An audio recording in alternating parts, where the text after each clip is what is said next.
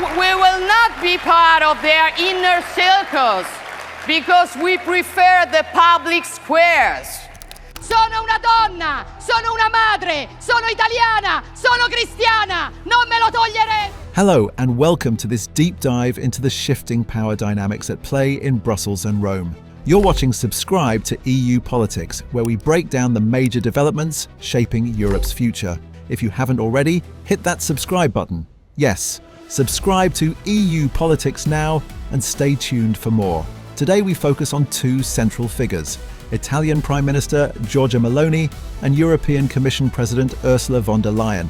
Their interactions highlight some of the most critical and contested fault lines in the European Union today: national sovereignty versus supranational power, pragmatism versus idealism, and domestic popularity versus continental responsibility. Meloni came to power as a leader positioned firmly on the nationalist sovereign side of the spectrum. She emphasized Italy's interests, pushed back against what she portrayed as Brussels-centered diktats, and built her appeal around national pride. But the story today is not simply one of confrontation. Instead, we see Meloni evolving, recalibrating, and engaging, albeit cautiously, with the EU's machinery. Italy under her government is no longer purely the rebel state. It is a pivot between domestic demands and European realities. On the other side, von der Leyen steps into a very challenging moment. Her commission must keep 27 diverse member states together, face mounting external pressures from Russia, China, and the United States, and deliver on a wide agenda: defense, trade, climate, cohesion. Yet behind the polished public image lie growing tensions within the EU. Von der Leyen's survival of no-confidence motions, the split among her supporters, and the increasing assertiveness of national capitals like Rome all signal an era of intra-European contestation. One recent flashpoint: Italian negotiations over climate policy.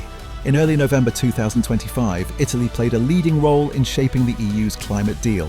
Rome succeeded in pushing the CO2 reduction target by 2040 and winning greater flexibility in carbon credits, concessions respected by Brussels. This was far from symbolic. It demonstrated that Meloni's Italy is no longer on the margins. It is influencing the Union's agenda. At the same time, the fact that von der Leyen's commission accepted this compromise signals a shift too. The era of one-size-fits-all European policy may be giving way to negotiated flexibility.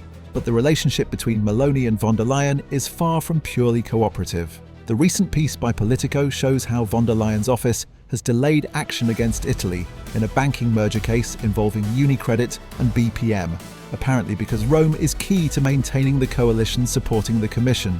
This is not purely technical, it is deeply political. The Commission's decisions are being modulated by alliances and national sensitivities. The transatlantic dimension also matters. In May 2025, Meloni hosted a three-way meeting in Rome with US Vice President J.D. Vance and von der Leyen, discussing trade, Ukraine, and defense. The US signaled a push for long-term trade relations with the EU. Von der Leyen noted the EU-US trade relationship at over $1.5 trillion a year. Meloni cast this as Italy helping broker a new beginning between Europe and the United States. This triangular interaction further highlights the layered role Italy plays: national actor, European player, transatlantic bridge. So what does this all mean? First, the EU is no longer moving in a single direction. The vehicle of integration is still active, but national engines like Italy's are now asserting more control over the steering wheel. Meloni's shift from oppositional slogans to tactical engagement reflects this trend. She is saying, "I will work with Brussels, but on my terms, defending Italy's interests."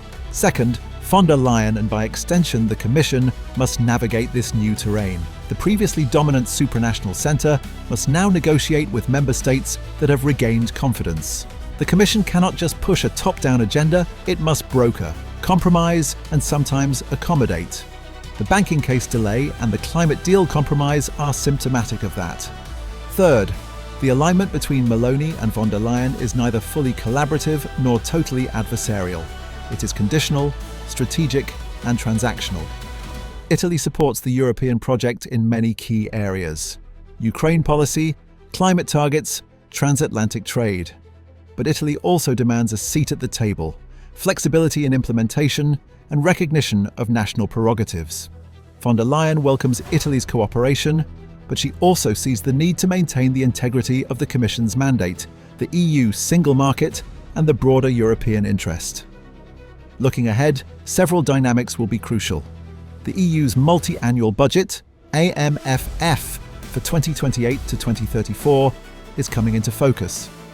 The Commission will push for strategic priorities: defence, digital transformation, green transition, while Italy and other countries will insist on protecting agriculture, cohesion funds, and national flexibility. The climate package just negotiated shows how this play-out could look. Brussels sets a direction. Member states shape the trajectory. Von der Leyen, on the other hand, represents the EU establishment: pragmatic, ambitious, and politically resilient. Her task is to keep the European project coherent while navigating crises from Ukraine to energy to trade. She's both a reformer and a guardian of integration. But the increasing confidence of leaders like Meloni challenges her leadership model, forcing her to balance between flexibility and unity. Defence is another domain. Von der Leyen's looming Readiness 2030 initiative, geared toward mobilising up to €800 billion for Europe's defence capabilities, underscores the shift from soft power Europe to strategic Europe. Italy's position is telling. While publicly endorsing strategic autonomy, Rome also presses for realistic, industry-friendly, and phased transition rather than abrupt overhaul. The Ukraine war, the US-China rivalry, Middle East turbulence, all this means Europe can no longer remain a passive actor. The Commission, with von der Leyen at the helm, needs responsive tools. National capitals like Rome will insist on pragmatic application. Meloni's Italy is thus emerging as a kind of realist node in the EU, cooperative but grounded in national interest. And here is the rub. If Italy under Meloni becomes too assertive, the risk is fragmentation. Different speeds, different rules, different priorities. If von der Leyen's Commission bends too much, the risk is erosion of the supranational core of the EU, undermining long-term integration and the European project. The balance is delicate. The latest example is climate policy. In early November 2025, Meloni secured major concessions from Brussels on the 2040 CO2 target. Italy demanded more lenient transition terms and won them, a victory that proved Rome can shape EU policies without breaking them. For von der Leyen, agreeing to those terms showed realism. The EU can't afford alienating major economies like Italy, especially when global competition is intensifying. Why should this matter to you, the viewer? Because Europe is at a crossroads. The decisions made by Brussels and national capitals today will shape trade, climate, defence, migration, and economic policy for decades. The interplay between Meloni and von der Leyen captures the tension between national sovereignty and European unity, a tension that will affect everything from your consumer prices to energy bills to whether Europe can act collectively in a crisis. So as we keep an eye on Europe's future, remember, the powers are shifting, the rules are evolving, and the narrative of ever-closer union is being tested by ever-chosen cooperation. Italy's role under Meloni is significant, not because she is defeating Brussels, but because she is negotiating it, reshaping EU policy from within. In closing, if you follow Europe's politics, this is the moment when the macro becomes micro. National-level moves ripple across the continent, and supranational actors must adapt. Von der Leyen leads an institution charged with holding 27 states together.